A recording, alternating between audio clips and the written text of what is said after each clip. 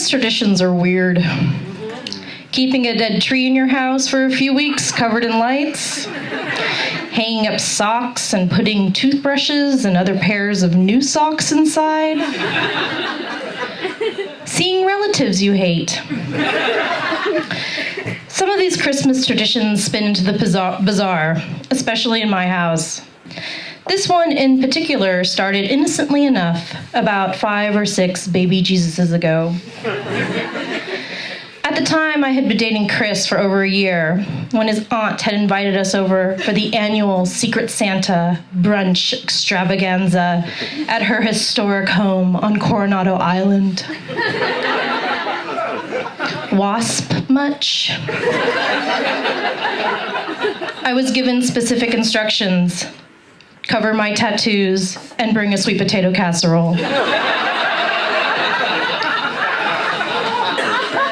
But one without marshmallows. Because marshmallows are trashy.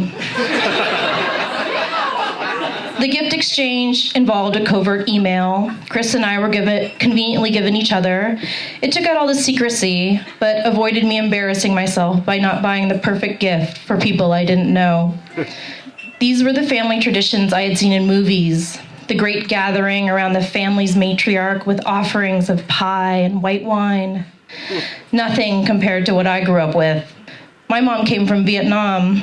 Our Christmases were just a poor imitation. I relished in the preparation of it all. Would this be the year a rich white family would adopt little brown me? When I woke that Christmas morning, I felt an excitement I had long since forgotten. I made sure my dress was pretty, not too low cut. A matching cardigan covered my hooligan tattoos. I even bought pantyhose. I had prepared a perfect sweet potato casserole that was swimming in class and had never even heard of a marshmallow. My gift for Chris was thoughtful. A rugged, gray, nubby wool sweater was wrapped, waiting by the door. I was gonna nail this whole white Christmas thing. Arriving at the home, I was surrounded by a sea of aunts and uncles and cousins and nephews. I choked down a couple of slices of spiraled ham and creamy pearled onions, washing it down with some very fine Chardonnay. I had avoided such Christmas traditions for so long and wanted to appreciate this one. Not an easy task when surrounded by a different clan, but mashed potatoes and gravy always help situations like this. After we finished eating, we gathered around a large, tastefully decorated tree. This family did not skip a beat. This was a well-organized and methodical Christmas morning. They meant business. I proudly waited for Chris to open his gift. A traditional Irish fisherman's sweater. It was gray and wool and nubby and had a button placket at the collar. This was a goddamn sexy looking sweater. If this sweater was a man, I'd blow this sweater.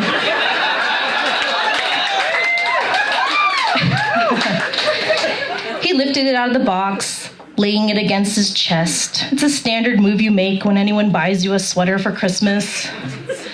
I loved it. I love it, he grinned. Now it's your turn. Was he being mischievous? Or was I white wine drunk? He grabbed a box from under the tree and placed it on my lap. It was heavy. I unwrapped the paper and opened the lid and pushed aside styrofoam packing peanuts. Whatever was in the box stared back at me and grinned. Buried underneath packing peanuts was a mounted taxidermy bobcat head.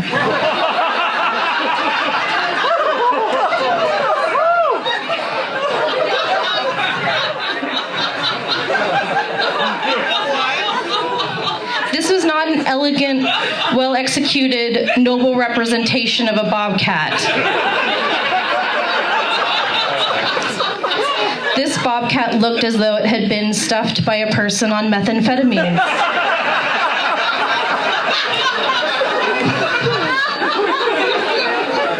It smirked. its eyes yellow and wonky. Hell, this bobcat looked as though it was on meth.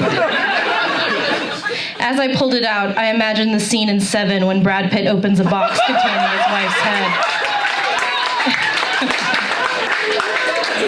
Chris laughed as I flushed with embarrassment. The truth was, I fucking love this thing. It was probably the most thoughtful gift anyone had given me. But to hold it in front of his family on that Coronado estate revealed too much about me, and I just wanted to fit in. Why had I covered up my tattoos? And more importantly, why didn't my sweet potato casserole have marshmallows?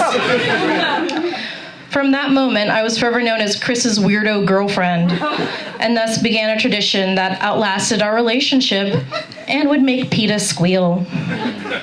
The next year, I received Party Duck.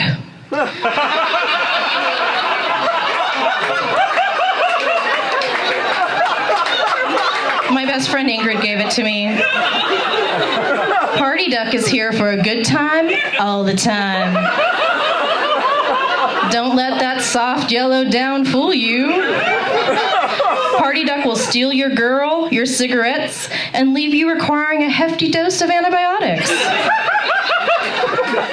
He sits under a bell jar on my mantle, duck under glass, if you will. The year after that, I received a mounted mouse head pendant.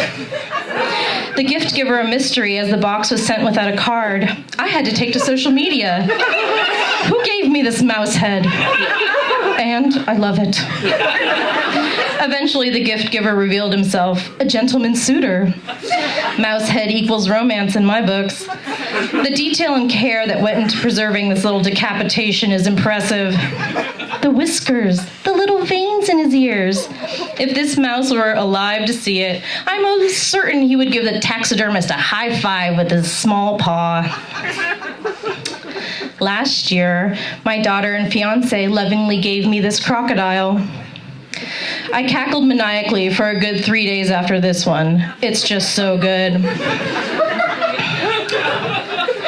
I like to call him Steve the dentist. Just look at those teeth and those natural red eyes. Is he talking on the phone? He looks like a guy that's yelling at his ex-wife about child support. Hey! Maybe he's trying to buy a used Subaru on Craigslist? He looks like a man that can't catch a break and will snap at any moment. Oh, Steve the dentist, you need to relax. This year, my friend Clark surprised me with this little bandito. His true name will never be known, but those that fear him call him El Angelito del Muerte. He is wanted in many states, dead or alive. He enjoys well whiskey, the thrill of a robbery, and a straight flush. He's also left-handed.